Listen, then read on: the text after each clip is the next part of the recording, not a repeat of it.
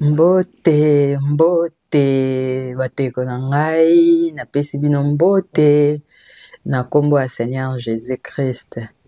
Lelo na ye lisusu, kaka ndenge topartageaka ba verset biblique na biso. Lelo namemi ba verset biblique oyo ezolakisa biso position na biso en Christ.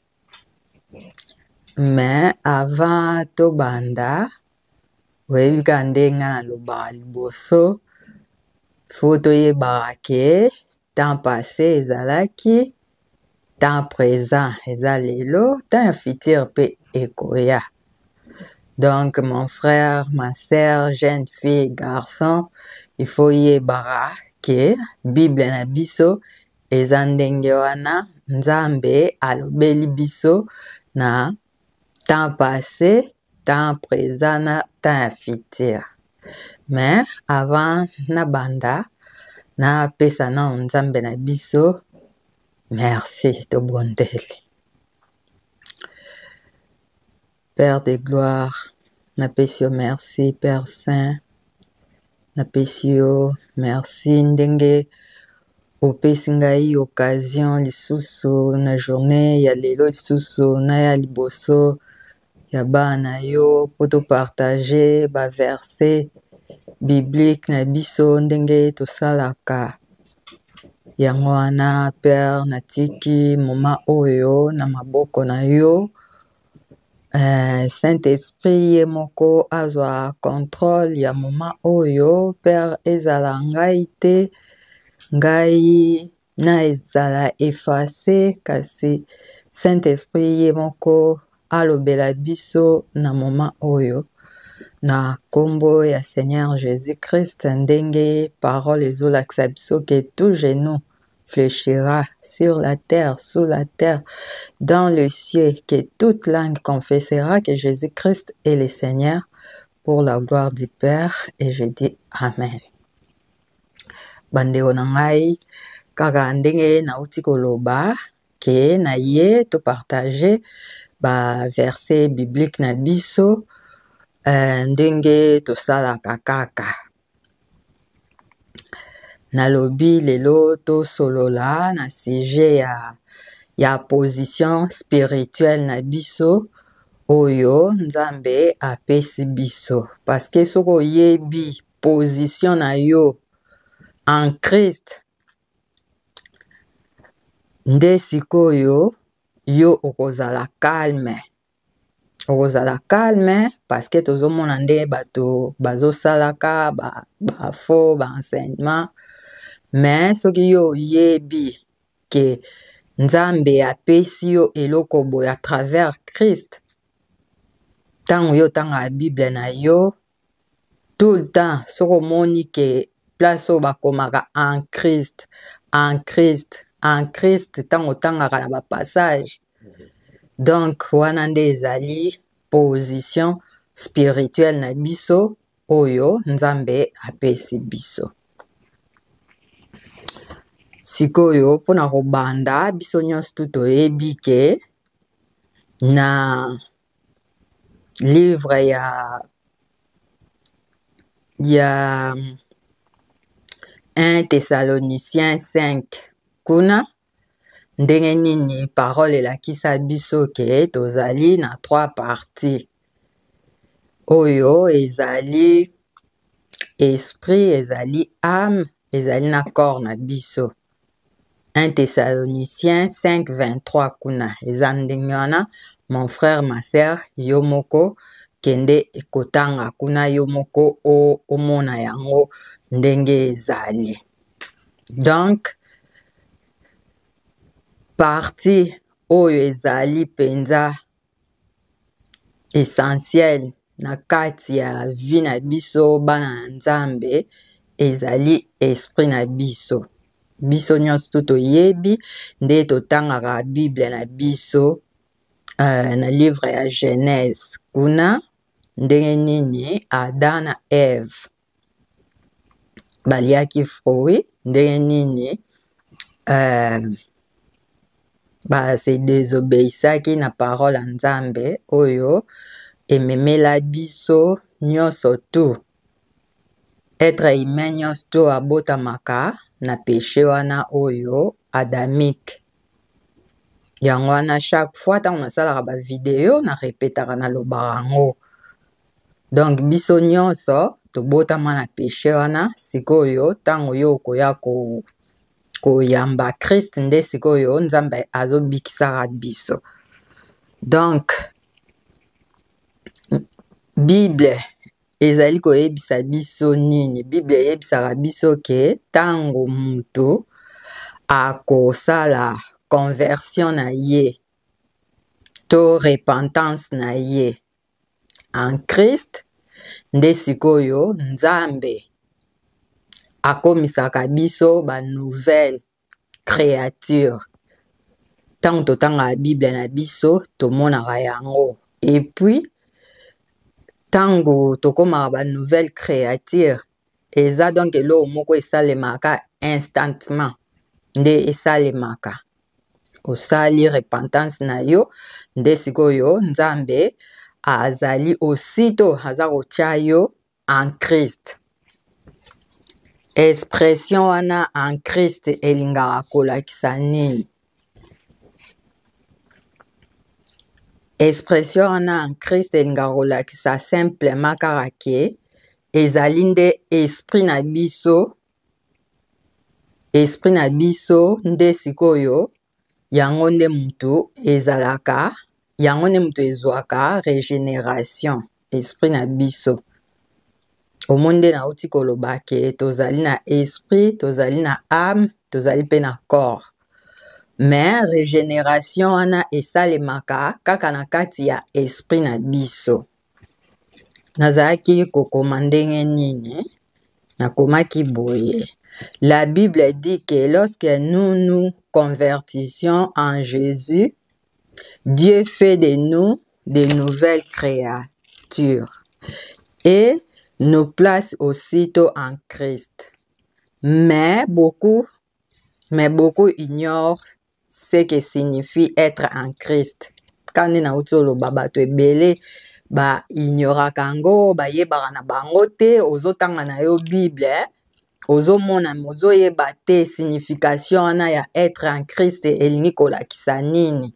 Yango wana nde nalobi expression. L'expression en Christ signifie tout simplement tout ce que nous sommes dans l'esprit, de notre esprit régénéré.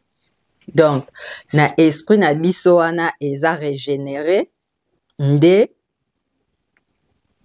régénération esalemaki na kati ya esprit na biso. Donc Nzambe azozwa biso mbala moko, azokotisa biso en Christ. Donc tango osali repentance na yo par la foi, ndenge nalobaka chaque jour, repentance basalaka yango pe kaka mbala moko kaka. Basalaka yango 2 fois te, 3 fois te, chaque fois yaka repentance, osali repentance, non. Repentance basalaka kaka une fois. Tango osali repentance na yo une fois sincère devant Nzambe, nde Nzambe azozwa yo, aza koplace yo en Christ, azali kotia yo en Christ. Sikoyo nalingaki totanga verset na biso ya liboso ezali na Éphésiens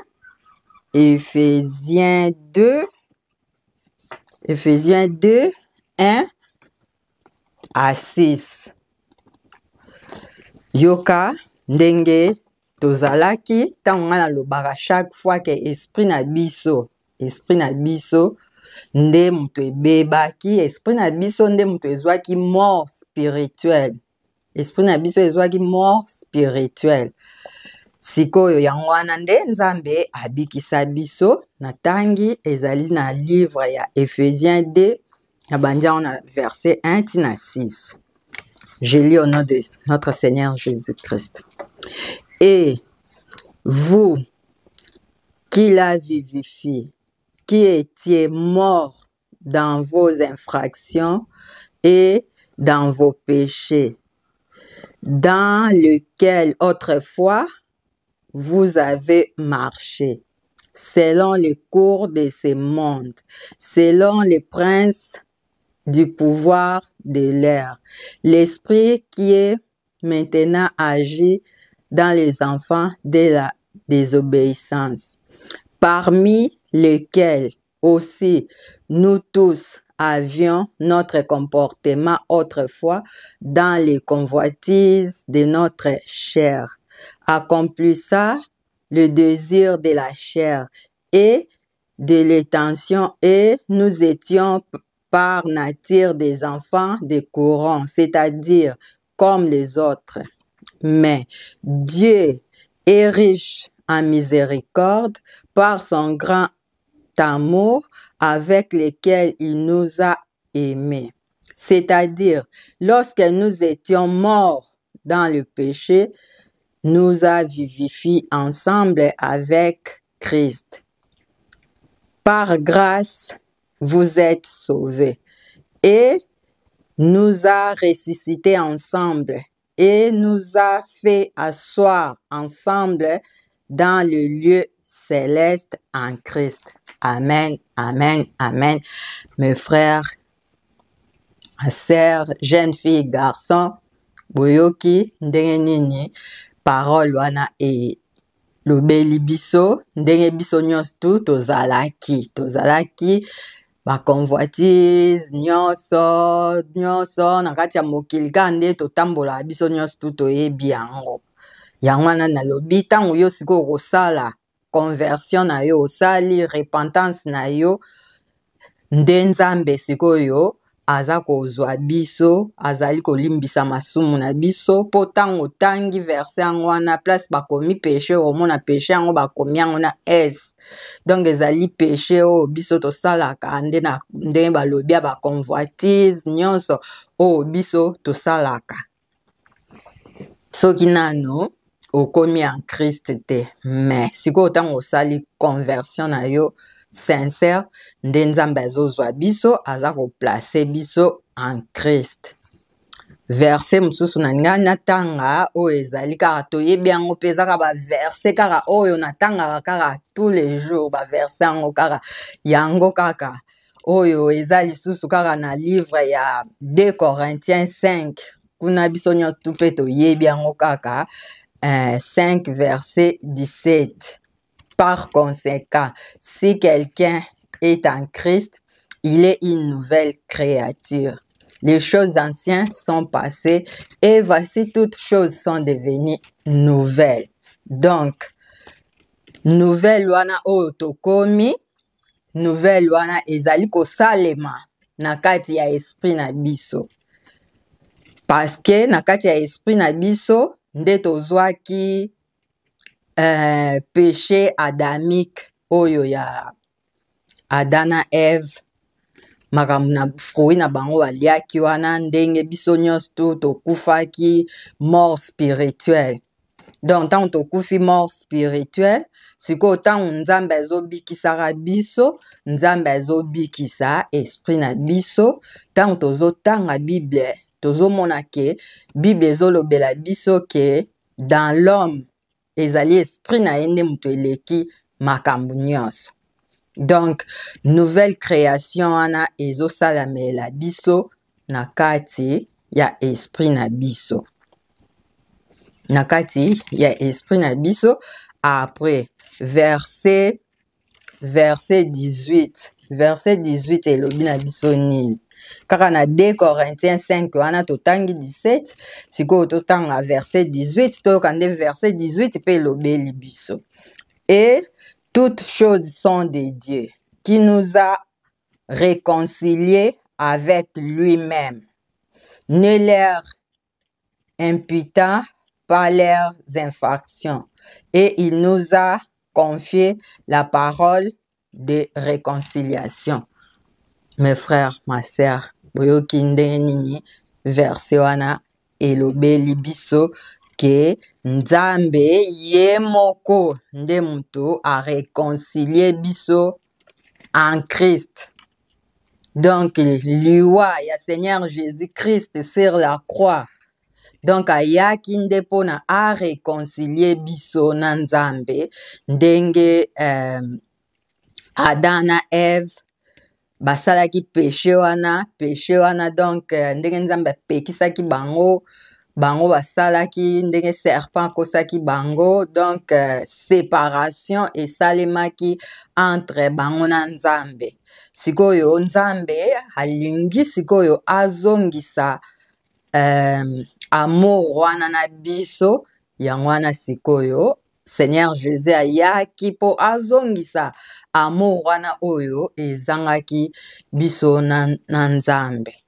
Yango wana apesi biso parole ya réconciliation. Yango wana omoni biso comme soko comprendre nde sikoyo yo pe ozoya ko expliquer baninga mususu o nanu ba comprendre te bamona eloko nini Seigneur Jésus-Christ asalelaki biso na croix.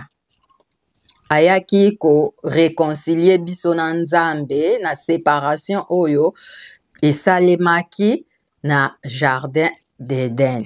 Et puis verset 20 elobi na biso nini? Verset 20 elobi na biso que en Christ maintenant, donc nous sommes ambassadeurs pour Christ, comme si Dieu exhorte par nous. Nous prions au nom du Seigneur Jésus, soyez réconciliés avec Dieu. Amen, amen, amen. Mon frère, ma sœur, yango so moninga liboso na bino awa ndenge naza kosala exhortation oyo ezali parce que en Christ nde sikoyo ngai nakomi ambassadrice ya Christ. Nakomi ambassadrice ya Christ, yango wana naza ko pesa bonne nouvelle o ngana yoki ya réconciliation oyo Christ asaleli biso na Nzambe. Yango wana ngai pe naza ko partager ndenge ngana se réconcilier na Nzambe. Yango wana pe nalingi yo mon frère, yo ma sœur, jeune fille, garçon, yo pe o se réconcilier na Nzambe.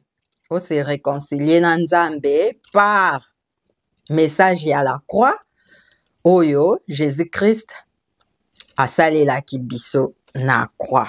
Amen, amen. Soko lingi lisusu tanga na 1 Corinthiens 20 kuna omona ezakaka ndenge moko, ezakaka ndenge moko. Ndenge na uti koloba ke réconciliation wana esalemi et nouvelle créature wana esalemela biso kaka na niveau ya esprit na biso. Na ngai natanga lisusu verset oyo ezali na Ephésiens 4 kaka, mes frères et sœurs, Ephésiens 4 kuna biso nyonso toyebi kaka 24 natanga yango pe mingi. Bible elobi na biso nini? Elobi na biso ke Ephésiens 4 24 et que vous revêtiez le nouvel homme ou la nouvelle femme, laquelle est créée d'après Dieu en droiture et vraie sainteté. Amen, amen, amen, amen, mon frère et sœur. Donc, nde na lobaki na ye na ba verset wana to partager to yeba être en Christ soki ezali nini. Donc, oyoki ndenge to tangia wa ndenge verset lobi ke revêtir nouvel homme. Donc, nouvel homme oyo esprit na biso wana ebebaki wana. Esprit na biso ebebaki sikoyo yango nde sikoyo ezozwa régénération oyoki ndenge ni parole elobi ke nouvel homme lequel est créé d'après Dieu. Créé d'après Dieu. Donc Nzambe nde mutu a recréé biso na justice na sainteté, vraie sainteté oyo ya mutu ewutaka kaka na liloba Nzambe. Droiture ewutaka pe kaka na parole de Dieu. Tango kaka yo koyeba message ya la croix, okomi ko croire pe na ba parole wana o Nzambe apesi biso, nde yo ozokoma nouvelle créature pe eza kosalema par la foi kaka ndenge nalobaka mikolo nyonso. Mais naningaki natanga lisusu, naningaki natanga na livre ya Jean. Biso nyonso pe toyebi kuna na Jean 3. Jean 3, ndenge nini Seigneur Jésus-Christ alobaki na Nicodème. Alobaki na Nicodème nini? Yo tanga à partir à verset 1 tina 11. Menga nazotanga nazozwaka à verset 3 na 6. Seigneur Jésus-Christ alobaki nini? Jésus répondit et lui dit, en vérité, je te dis, à moins qu'un homme ne soit né de nouveau, il ne peut voir le royaume des cieux. Amen. Donc, oyo ezali donc régénération ndenge Seigneur Jésus alobaki, il faut mutuntu, il faut abotama de nouveau. Et puis dans verset 6 elobi, ce qui est né de la chair est chair, et ce qui est de l'esprit est esprit. Amen. Amen. Amen. Amen. Amen. Amen. Donc ezali ndenge wana. Biso bana Nzambe soki aussi osali repentance na yo ndenge na lobi osali repentance o se convertir en Christ, Nzambe nde sikoyo azwa ko placer yo, azali ko tia yo sikoyo en Christ. Mais sikoyo pokoma en Christ eloko nini yo kosala, eloko nini yo kosala ezali nde yo sikoyo il faut oyoka évangile nde parole elobaki la foi vient de ce qu'on entend. Donc yo il faut yoka évangile. Évangile ya la croix, message ya la croix nde yango wana bonne nouvelle oyo Christ a pesaki biso. Natangaka pe kaka verset yango mingi toyebi biso nyonso, natangaka yango mingi nalobaka évangile na biso yango ezali na 1 Corinthiens 15 kuna pe totanga yango pe mingi, totanga yango mingi. 1 Corinthiens 15 1 à 4. Je lis au nom de notre Seigneur Jésus-Christ. De plus, frères, je vous déclare l'évangile que je vous ai prêché, lesquels vous avez aussi reçus, et dans lesquels vous vous tenez, par lesquels aussi vous êtes sauvés. Ok, vous êtes sauvés.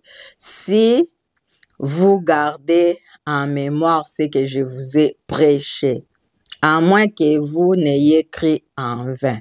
Car je vous ai transmis avant tout cela ce que je aussi reçu, comme Christ mourait pour nos péchés, selon les Écritures.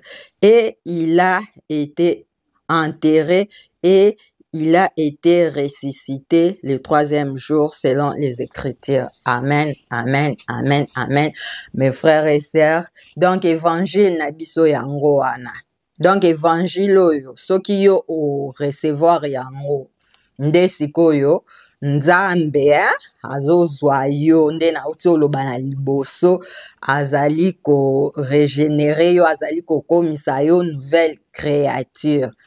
Tango yo koma nouvelle créature nde sikoyo Nzambe azwi yo en place yo en Christ. Na moana monaka en Christ tango zotanga Bible en Christ. Donc Nzambe ne muto azozwa biso azotia biso en Christ, après repentance na biso, conversion na biso, après totanga lisusu na Ephésiens 1 kuna kaka nde totanga kelanda na kaka ndenge wana, après avoir koyoka évangile. Après na Ephésiens 1 13 kuna elobi na biso nini toyebi biso nyonso, en qui vous aussi, vous êtes confiés. Après que vous ayez entendu la parole de la vérité, évangile de votre salut. Oyoki, évangile de votre salut. En qui aussi, après que vous ayez cru, oyoki, cru ondimi, vous fûtes scellés de ce Saint-Esprit de la promesse. Après, dans verset 14, lequel est le gage de notre héritage jusqu'à la rédemption de la possession acquise à la louange de sa gloire. Amen.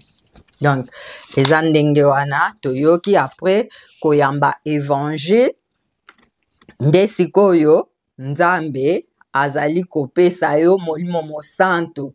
Molimo mosantu biso na corps du Christ tozwaka yango après avoir écouté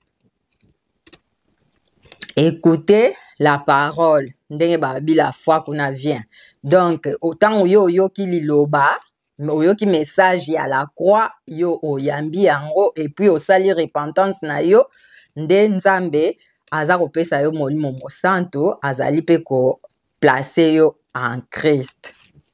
Amen. Amen.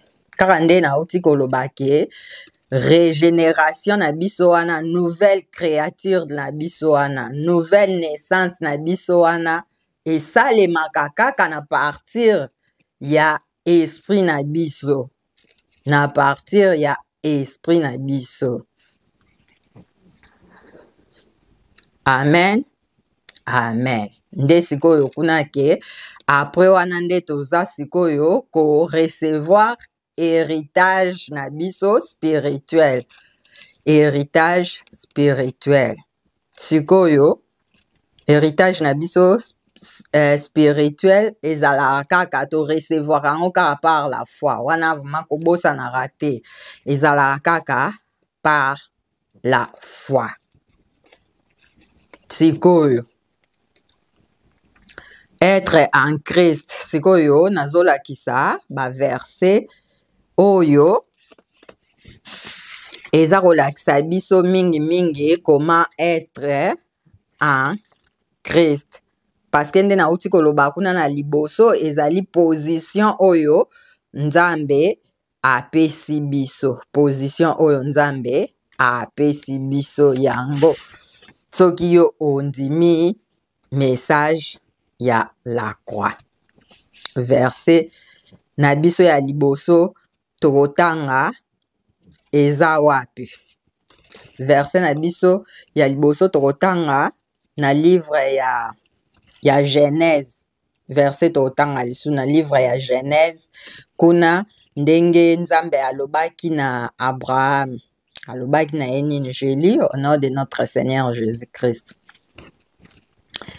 Et je bénirai ceux qui te béniront, et je maudirai ceux qui te maudiront.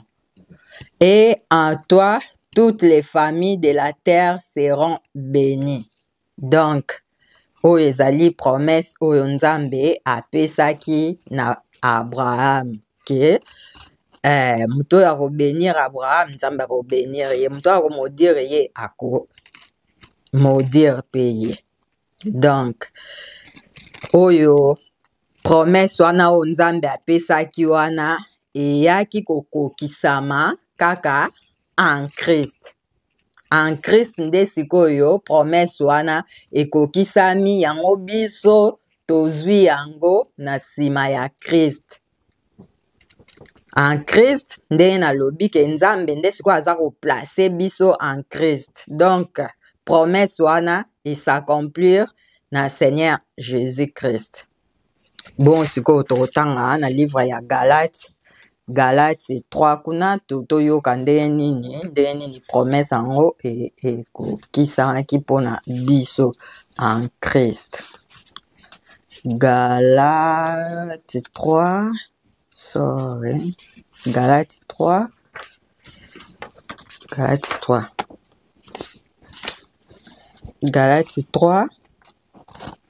13. Je lis au nom de notre Seigneur Jésus-Christ. Christ nous a rachetés de la une malédiction pour nous. Car il est écrit, maudit est quiconque pendit à un arbre, afin que la bénédiction d'Abraham puisse venir sur les Gentiles ou païens par le moyen de Jésus-Christ, afin que nous puissions recevoir la promesse du Saint-Esprit par le moyen de la foi. Amen. Amen. Mes frères et sœurs, toyoki ndenge nini parole elobeli biso ndenge nauti otanga na Genèse 12, 1 à 3 kuna ndenge nini Nzambe alobaki je maudirai ce qui te maudira, je bénirai ceux qui te béniront. Donc, biso tozwi promesse yango en Christ, yango wana sikoyo toyebi yango nde nini nde na livre ya Galates 3, 13 à 14 nde sikoyo toyebi ke tozwi yango. Donc, promesse wana en Christ nde biso to recevoir yango. Ezali na 2 Corinthiens kuna 2 Corinthiens 1 19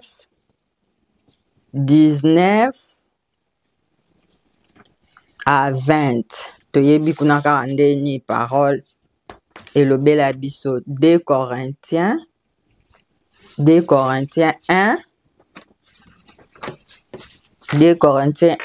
19 à 20. La parole elobi na biso nini, elobi na biso boye. Car le Fils de Dieu, Jésus-Christ, qui fut prêché au milieu de vous par nous, savoir par moi et Sylvain et Timothée, n'était pas oui et non, mais en lui était oui. Car toutes les promesses de Dieu en lui soient oui et en lui amen, à la gloire de Dieu par nous. Amen, amen, amen, amen, amen. Donc biso bana Nzambe toyebi ke promesse Nzambe oyo alakaki biso et s'accomplir na Seigneur Jésus-Christ. Donc ezali oui et amen. Toyebi ke kuna en Christ, nous sommes bénis de toutes sortes de bénédictions. Mes frères et sœurs, toyebi ke en Christ, toza bénis de toutes bénédictions spirituelles. Ezali bénédiction spirituelle. Ezali bénédiction physique te. Physique te. Nzambe na liloba na ye ndenge Seigneur Jésus ayaki kokufa pona biso, ayaki nde pona kobikisa biso spirituellement. Na mort spirituelle oyo ezwaki biso. Mais lelo omona bato bazoteya prospérité.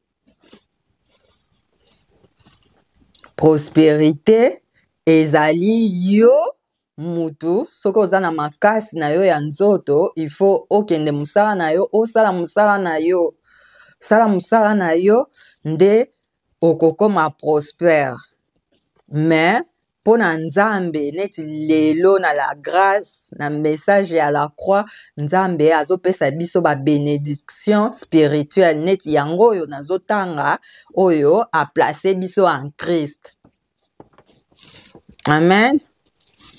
Donc kuno yebi ndeni na lobi na 1 Corinthiens et na Ephésiens 1 3 kuna ndeni ni Bible loba na biso ke béni soit le Dieu et Père de notre Seigneur Jésus-Christ, qui nous a bénis de toute bénédiction spirituelle dans le lieu céleste en Christ. Omoni en Christ. Donc, nde na lobi na ye lelo, excuse, poto partager ba verset o ezolakisa biso ntango yo otangaka Bible na yo ntango omonaka bakomi en Christ elingi kolakisa nini? Donc elingi kolakisa biloko spirituel oyo Nzambe apesi biso. Yoki apesi biso bénédiction spirituelle en Christ. Donc ntango ozomona en Christ donc ezali ba bénédiction oyo Nzambe azopesa biso. Soki totangi lisusu en Christ, nous avons tout pleinement en lui. Donc wana so lingo tanga ngo eza na Éphésiens et na Colossiens 2 kuna na Colossiens 2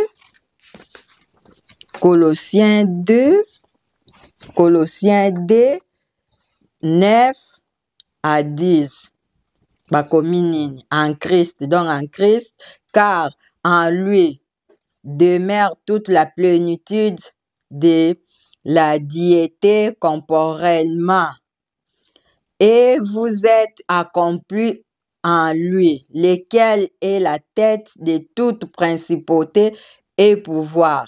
Amen. Donc en Christ, donc Nzambe apesi biso donc tozali donc biso en Christ. Donc ezala a principauté, donc ezala ba prince oyo ya ténèbres, pouvoir na bango biso bana Nzambe oyo muto aza en Christ, donc azali ko dominer ba esprit wana.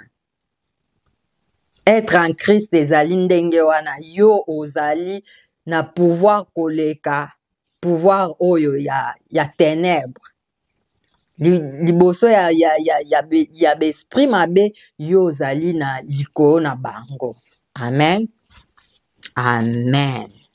Donc en Christ, par sa mort et sa résurrection, nous sommes circoncis. Donc toyebi ke biso na l'Ancien Testament bazaki kosala circoncision physique. Mais biso en Christ, Nzambe asali biso circoncision spirituelle. Circoncision spirituelle, ezali na Colossiens 11, 13. Donc na senango, na 11 nde na tangi, je lis, en qui aussi vous êtes circoncis d'une circoncision faite sans main, en retirant du corps le péché de la chair par la circoncision de Christ,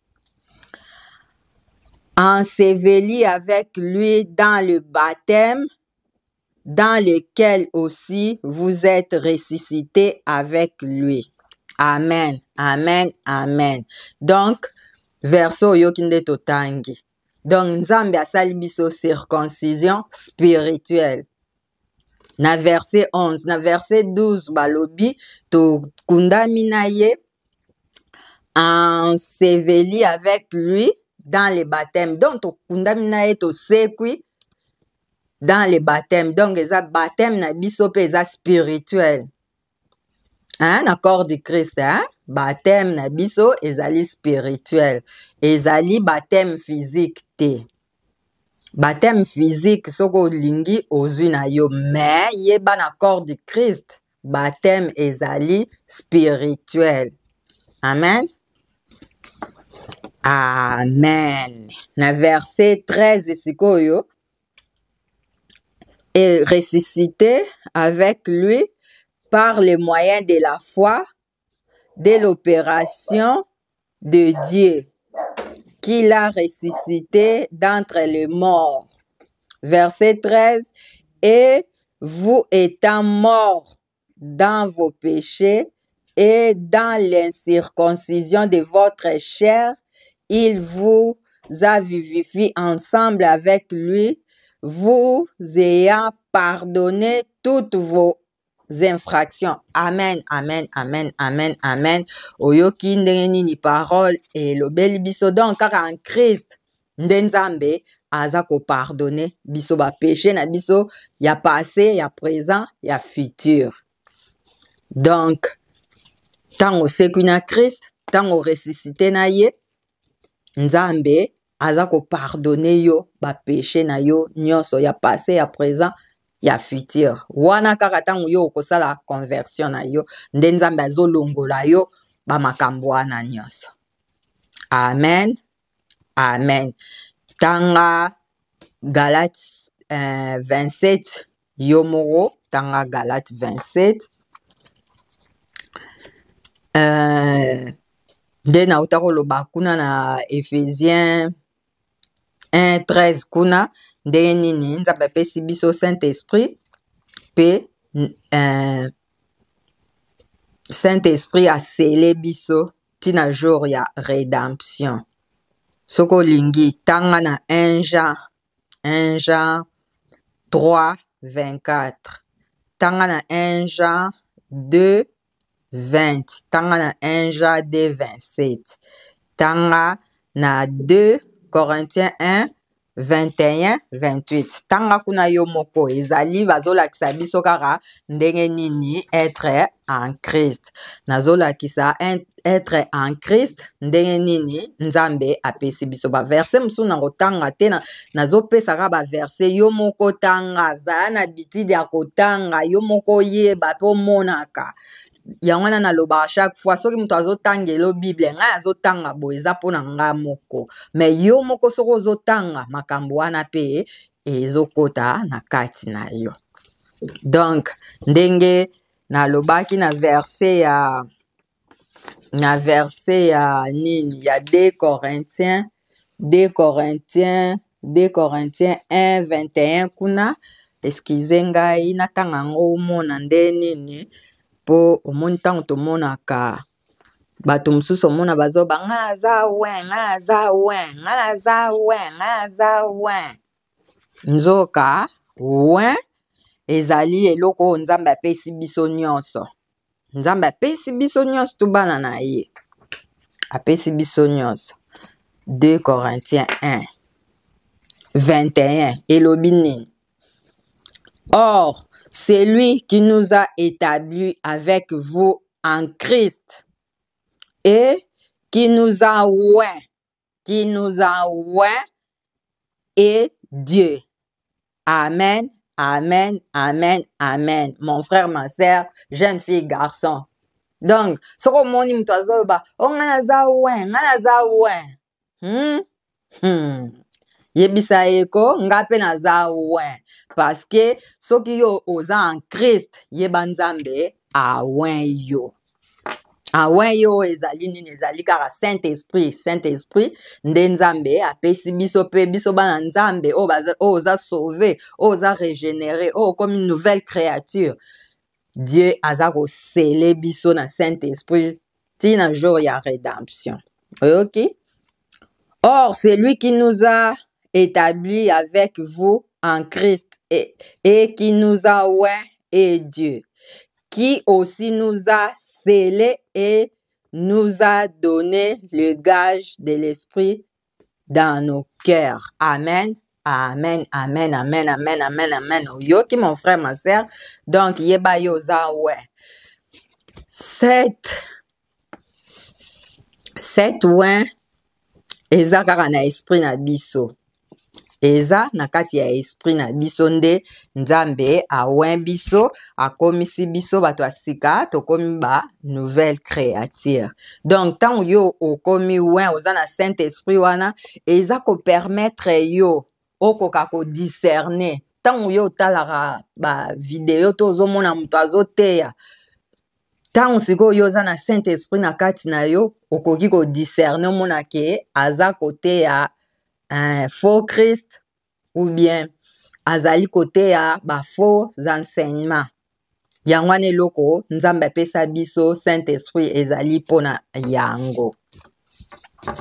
Donc en Christ nous sommes morts, ensevelis et ressuscités. C'est notre esprit qui est passé par cette étape-là en Christ. Donc, quand on a autour le bakuna ke esprit na biso yango nde mutu eleka na nouvelle naissance. Soko lingo tangango na Romain Romains 3 kuna, Romains 3 et Romains 3 et Romains 6, Romains 6, Romains 6, Romains 6. Obandi à partir du verset 3 tina 11. Natanga okaka, bon natanga. Je lis. Ne savez-vous pas que tant d'entre nous qui fut baptisé en Jésus, Christ fut baptisé par sa mort. Donc, yoki baptême na biso ezali baptême de la mort en Christ. Par conséquent, nous sommes enterrés avec lui par le baptême dans la mort, afin que, comme Christ fut ressuscité d'entre les morts par la gloire du Père, oui, certainement, nous aussi devions marcher en nouveauté de vie. Car si nous avons été plantés ensemble à l'image de sa mort, nous le serons aussi à l'image de sa résurrection. Sachant ceci que notre vieil homme est crucifié avec lui, afin que le corps du péché puisse être détruit, pour que désormais nous ne servions plus le péché. Car celui qui est mort est libre du péché. Or, si nous sommes morts avec lui, nous croyons que nous vivrons aussi avec lui, sachant que Christ étant ressuscité d'entre les morts ne meurt plus.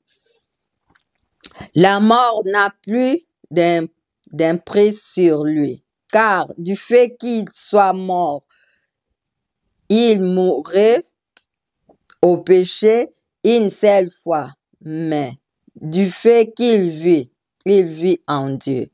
De même, comptez-vous vous-même aussi être en effet mort au péché, mais vivant en Dieu par le moyen de Jésus-Christ notre Seigneur. Amen. Mon frère, ma sœur, so ningo tanga continuer yo moko continuer. Donc en Christ, ndenge na uti koloba baptême na biso ezali spirituel okufi osekwi. Donc baptême na biso ezali baptême de la mort. Baptême de la mort ezali spirituel. Amen. Amen. En Christ, et en Christ, Dieu nous a donné sa grâce. Donc, en Christ, Nzambe apesi biso grâce na ye. So lingo tanga ngo koko tanga na 2 Timothée D1 na 2 Timothée na tanga 2 Timothée 9 et 2 Timothée 1:9. Mais yo tanga yo moko 2 Timothée 1. Ngo tanga 2 Timothée 1. Nazola kisa être en Christ nde wana bilo Nzambe apesi biso. 2 Timothée 2:9. J'ai lu. Qui nous a sauvés et nous a appelés par un saint appel, non selon nos œuvres, mais selon son propre destin et la grâce, lesquelles nous a été données en Christ Jésus, avant que le monde n'ait commencé. Amen. Mais, et maintenant rendu manifesté par l'apparition de notre Sauveur Jésus-Christ, qui a aboli la mort et a mis la vie et l'immoralité en lumière par l'Évangile. Amen. Amen. Tanga yomoko 1 et 2 Timothée D1. En Christ, il nous a été racheté par son sang. Tanga Romains 23, Romains 3, 23, tina 25, tanga Éphésiens 1, 7. tanga pe nini Ephésiens 2:13. Ephésiens 2:13 tanga yango pe yo moko. En Christ, nous avons été rachetés par son sang. Donc, yeba ke en Christ, tango monaka parole, bazo comme en Christ, yeba ke nzambe asombaki yo na makila na ye. Yesu asomba yo na makila na ye, asomba yo. Donc, soki Yesu asombi yo, nani sikuwa oya olongola o na maboko ya Yesu? Satan okoka olongola o na maboko ya Yesu. Yesu asombi yo. Ephésiens 2:13 bakomi nini? Mais maintenant en Christ, kaka nde nalobi en Christ nde oza racheté. Mais maintenant en Christ Jésus, vous qui parfois étiez éloignés, étaient rendus proches par le sang de Christ. Amen. Oyoki ndenge wana. Donc en Christ, nous avons été pardonnés de tous nos péchés. Totangaki yango pe kuna. Totangaki yango na livre ya Colossiens 3:13. Ephésiens 4:32. Colossiens 1:14. Tanga kuna yo moko ngana tanga kaka Ephésiens comme naza pembeni ya Ephésiens 4. Ephésiens 4:32. Lobi na biso nini? Ephésiens 4:32. Lobi na biso boy. Ne soyez aimables l'un envers l'autre, cordiaux, vous pardonnez les uns et les autres. C'est-à-dire, comme Dieu, à cause de Christ, vous a pardonné. Donc, en Christ, Nzambe, yangwana na lobaka chaque fois Nzambe a pardonné ba péché na biso, ya passé, ya présent, ya futur. Omoni, Bible eza ko recommander biso peke, biso pe il faut to pardonnaka. Donc, comme Nzambe a pardonné biso à travers Christ, donc yope, il faut o pardonner muninga na yo, pardonner mutu nyonso. O pardonner. Toyebi ke pardon ezala toujours passe pour na mutu, mais Bible est recommandé yo, il faut kako pardonner oh, parce que Nzambe a pardonné yo, yope il faut o pardonner. En Christ, nous sommes sanctifiés. Donc en Christ, nous sommes sanctifiés. Tangango na 1 Corinthiens 1:2. En Christ, nous sommes devenus droitiers et justes de Dieu. Ezali na 2 Corinthiens 5:21. Tangango kuna yo moko. En Christ, nous avons la vie éternelle. Ezali na Romains 6. Romains 6. Romains 6:23. Elobi na biso ni Romains 6:23. Elobi na biso boye. Car le salaire du péché est la mort, mais le don de Dieu est la vie éternelle par Jésus Christ notre Seigneur. Amen. Omoni ndega na uti koloba en Christ, Nzambe apesi biso vie éternelle. Il nous a donné la vie éternelle. Donc, tanga na Romains 6, kuna na verset 11, tanga na Romains 2 et Romains 8, cette vie éternelle nous a donné une pleine libération de la loi du péché. Donc, wana soko lingi tanga na Romains 8, en Christ, nous sommes délivrés de toute condamnation. Wana ezali pe na livre ya Romains 8:1 kaka. Il y a maintenant plus de condamnation à ceux qui est en Christ, qui marche non suivant la chair, mais suivant l'esprit. Verset 2, lobby, la loi de vie en Christ qui m'a libéré du péché et de la mort. Donc, car en Christ, nde oza délivré. donc nde oza lisusu na condamnation te omoni ndenge tofanda biso awa bana nzambe condamnation mpona biso ezalaka lisusu te nde na ancien testament bazalaka ba malédiction sans cause donc esimbaka nango te donc biso en Christ donc condamnation eza te condamnation ya péché eza te donc condamnation nyonso eza te parce que Christ nyonso apesi biso yango donc en Christ, nous sommes membres de son corps. Wana ezali na livre ya Ephésiens 5, 30. Nous sommes les membres de son corps, de sa chair et de ses os.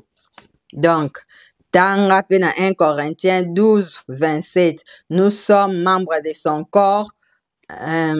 Nous sommes membres de son corps en particulier. Donc, yo ndozo mona nga naza membre corps du Christ yango no mona nga na lobaka membre corps du Christ na pesi bino mbote donc parce que nayebi que nous sommes membres de son corps en Christ nous sommes l'église wana tangango na Ephésiens 5 kuna kaka 27 omona ke ndenge nini biso toza église eza bâtiment te biso église nde mutu tokendaka na kati ya bâtiment quelque part kosangana na baninga kobondela neti église locale donc ezali nde ba église nde eza biso tokei kuna na local kosambela en Christ nous avons été créés pour de bonnes œuvres. Donc, wana so lingo tangango ezali na Ephésiens 2, 10 kuno romona ke nzambe asala biso pona biso kosala malamu. Eza donc nzambe atiango deja na kati na biso.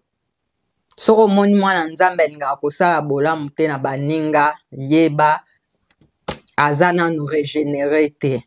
Parce que so oza régénéré nzambe atiango na kati na yo. Pona ko aider kosunga bato. En Christ, nous avons été élus et prédestinés à être des enfants de Dieu parfaits. Donc, so lingi tangango na Ephésiens 1, 5 à 4, tangango na Colossiens 1, 28. Tangango pe na Romains 23. Kuna biso nyonso tu toyebi yango totanga yango. En Christ, le voile spirituel qui recouvrait notre entendement spirituel disparaît. 2 Corinthiens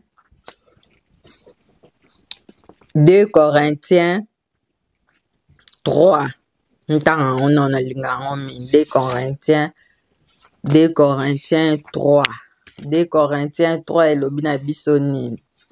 2 Corinthiens 3 elobi nini? Verset 14.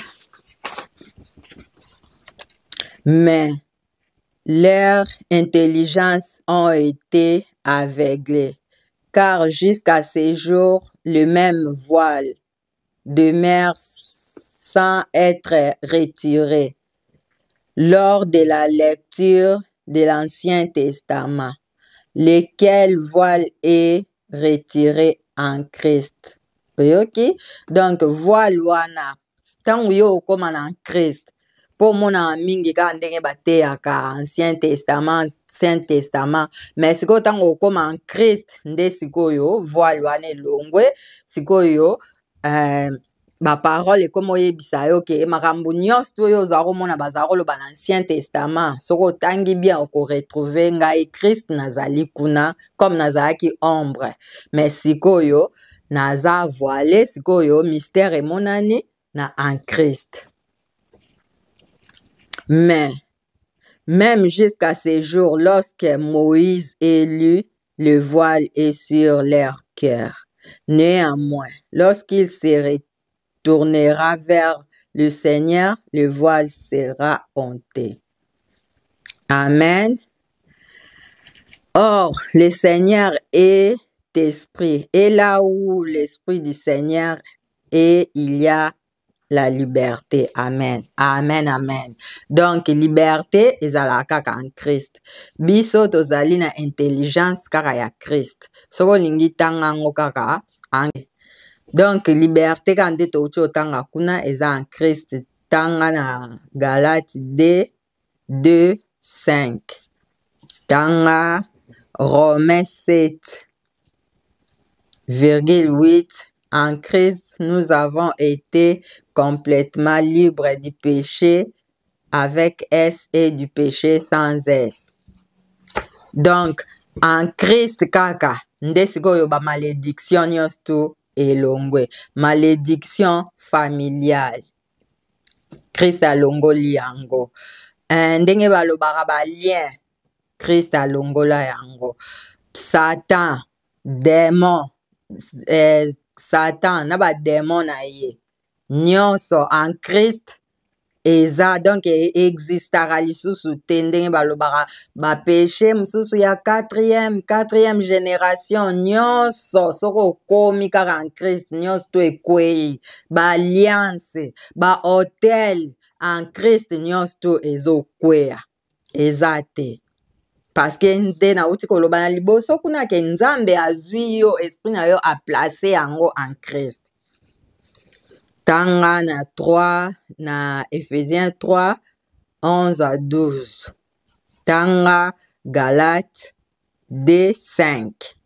En Christ maintenant, nous avons la liberté et accès de nous approcher de Dieu avec confiance et avec foi. Amen.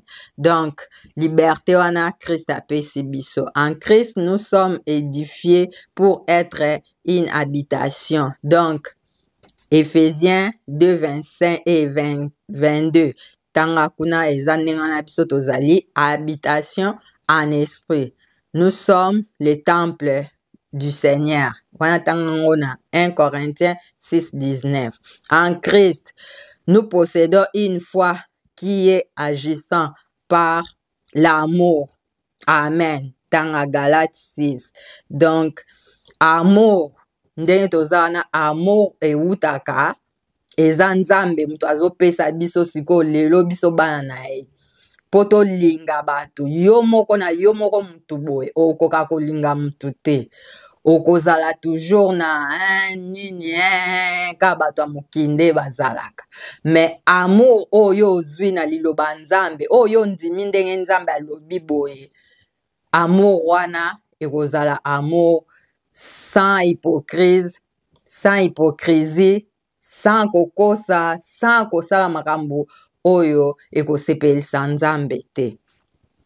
En Christ, nous avons la paix qui garde nos cœurs et nos pensées dans le Seigneur. Amen. Amen. En Christ, en tout cas, nous avons la paix. Car ndenge Romains 5 et Lobina biso kuna. Étant justifiés par la foi, nous avons la paix avec Dieu par le moyen de notre Seigneur Jésus-Christ, par laquelle nous avons accès à cette grâce par laquelle nous nous tenons et nous nous réjouissons. Amen. Donc, ezaka en Christ, nde yo kozwa paix du cœur. Ndenge alobaki na bango kuna. Fardeau na ye ezalaka te. Donc, soko okomi sikoyo en Christ, donc ye apesi yo paix. Malgré okokutana na ba problème ba makambo ndenge na ndenge mais paix oyo intérieur oyo Christ apesaka biso ozoleka na ba moment ya ba problème. Paix wana ebangisaka biso te. Amen. Amen. En Christ, c'est la connaissance de Christ et la connaissance de notre position spirituelle en Christ qui nous a permis de garder la paix. Amen. Donc, eza kaka en Christ, nde biso toza na paix wana. Paix wana tozwaka yango esika mususu te, tozwaka yango kaka en Christ. En Christ, Dieu pourvoira à tous nos besoins. Philippiens 4, 19. ntangaka Philippiens wana après tozo silisa na biso Philippiens 4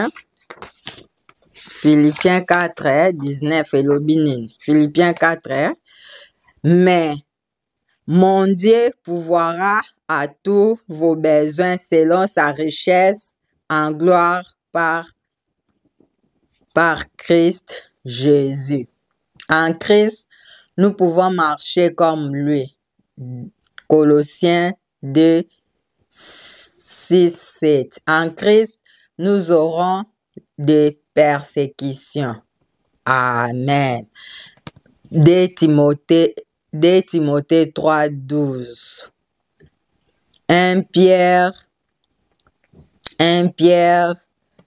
2, 19 à 21. Bandeo na ngai. Aloba na place ondambo. Persécution pona biso bana nzambe eza nango normal. Po monaka bato mosusu nde bakanisaka soko oza mwana nzambe okokoleka na bapersécution te. Po monde toza boye neti biso bato tozali oyebi ke oza sauvé. Oza kolakisa message oyo ya la croix oyo ke Christ akufaki apesi biso vie nzambe atie biso en Christ. Mona bato ya mosusu balingaka na bango te bato bazolinga ba message oyo ekosepelisa bango mona meme bazoyina biso bana nzambe. Donc soko omoni moto azoyina yo po yo ozoloba likambo eza vrai po yo oza na kati ya verite komona na yo pasi te eza ndenge wana ndenge nzambe asala ke biso toleka na bamoma wana ya difficile wana nde nini 2 Timothée lobi 2 Timothée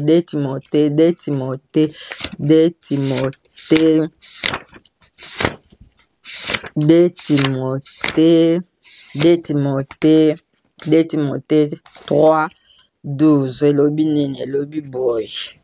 Elobi oui.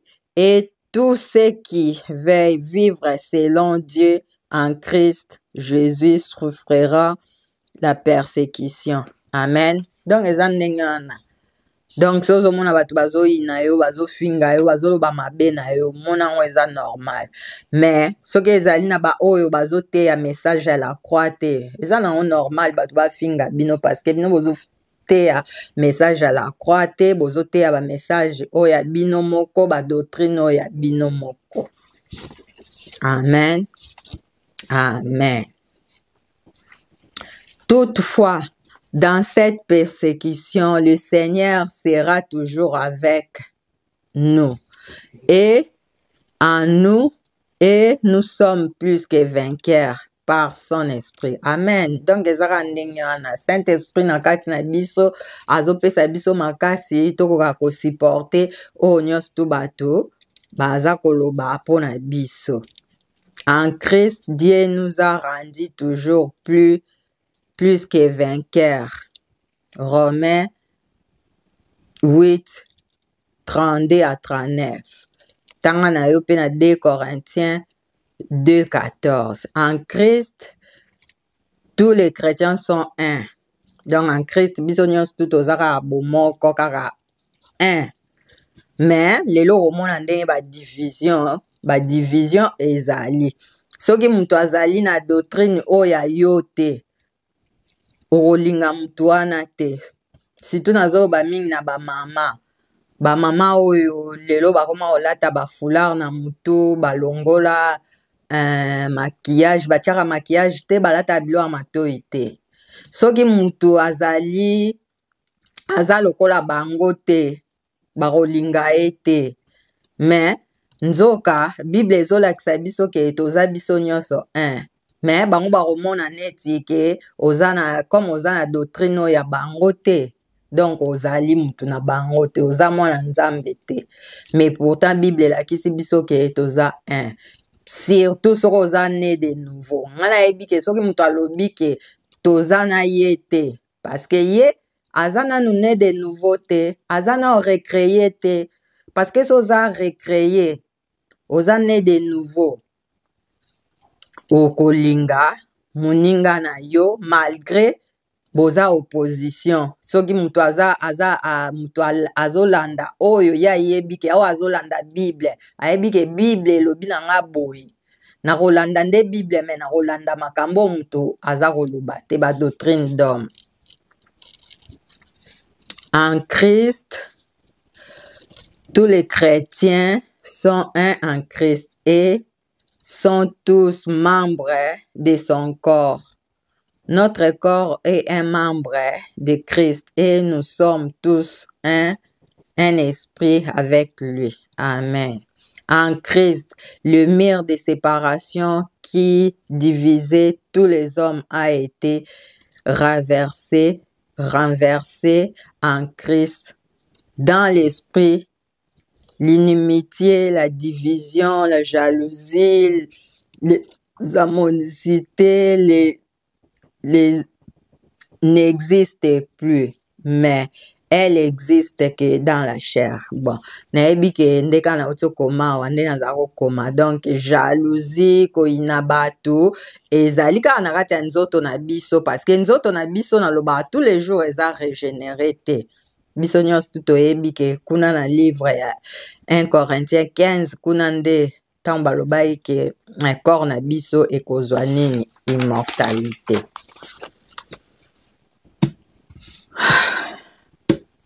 Oyo verset na biso ya suka tozotanga en Christ nous sommes victorieux par le moyen de notre Seigneur Jésus-Christ. Amen. Amen. Donc ezala victoire na biso ezali kaka en Christ Jésus. Amen. Elo ni asuka na nikoloba oyo eza ba verset biblique na yaki nango pona mukolo alelo pona kolakisa ndenge nini en Christ tant biso nyonso tout otangaka Bible na biso omona ozotanga en Christ nde namekaki ko récolter ba verset koya ko partager yo pe soko lingi okoko sala na yo pe tango banda kotanga mosusu komona makambo nga alobi te yo obakisa yango en Christ. Donc tout d'abord il faut savoir que l'esprit c'est la partie le plus importante de notre être. C'est notre esprit qui y est passé à la mort et résurrection. C'est au niveau de notre esprit régénéré que toutes choses sont devenues nouvelles. Amen. Amen. Donc, ezande na niveau ya esprit na biso nde makambo wana nyonso esalemi. Avant tosilisa napesa Nzambe merci. Père de gloire napesi yo merci lisusu mpona journée nde nauti kolekisa.